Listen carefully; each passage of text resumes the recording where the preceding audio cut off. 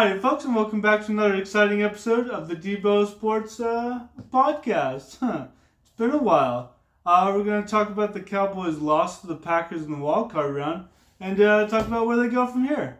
Now, of course, the Cowboys lost to the Packers 48-32. I don't mean, of course, as in we expected them to, but you know what I mean. They lost. They lost. Again. Of course, this does not reflect how bad the game really was, because it was bad. Pack is now 2-5 in the playoffs, and two of those losses, of course, came from the Packers. One from Aaron Rodgers in his first year as a starter when they lost in the divisional round, and the second, most recently, to Jordan Love. The first one was when Mike McCarthy was head coach of the Packers. Now, since Jerry Jones met with Mike McCarthy and confirmed that he'll be back for another year as head coach, despite a humiliating loss at home, it's worth asking, where do we go from here?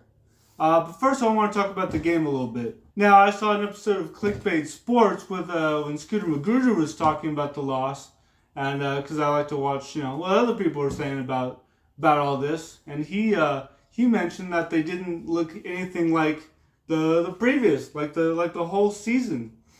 Like the whole season they were doing this, and the playoff games they were doing this, like schemes and all that sort of thing. So I wanted to talk about that a little bit.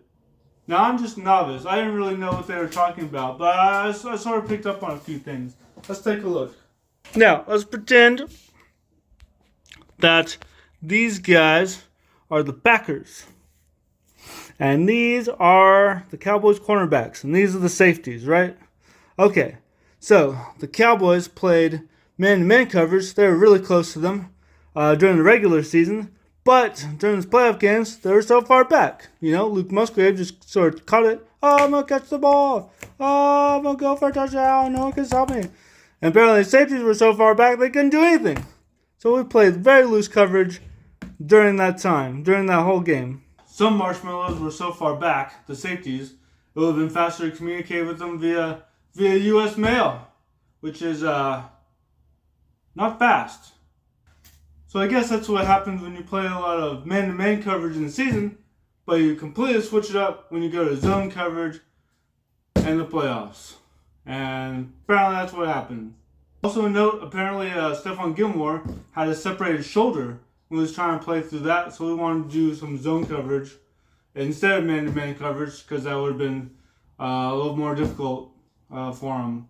Now obviously this is not good. We didn't even sack Jordan Love one time. He almost had a perfect passer rating, 157.2. How's that even happen? Micah Parsons, where was he? He finished the season 7th in sacks, 4th in quarterback hits, 6th in tackles for loss, but we didn't hear from him the whole game. He only had one pressure. One. Meanwhile, on offense, couldn't get anything going. See, we targeted CeeDee Lamb 5 times in the first half, and he caught one of those. Jake Ferguson were doing great in the second half, but by that time, game was already over. At one point, they put Sean Clifford in. What the heck? Dak also threw 2 interceptions in the first half, one of which was returned for a touchdown, which was really fun to watch. And, that was 27-7 at that point in favor of the Packers. I mean, it was Interception City out there. And Dak was the mayor. And he wasn't elected, oh no. He was appointed. Unanimously. If you think we'll just start Trey Lance, bad chance of that. If you look at overthecap.com, you'll see Dak is guaranteed about $59 million this season. That means if we cut him to see what Trey Lance can do, we'll owe him that money anyway. For a player not on the roster, he already has a non-trade clause, which means if we trade him, he gets to choose the team that we trade him to.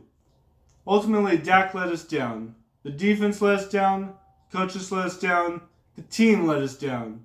Now we have to figure out a way to fix it and see where we go from here. That's all I have for right now. Go Cowboys!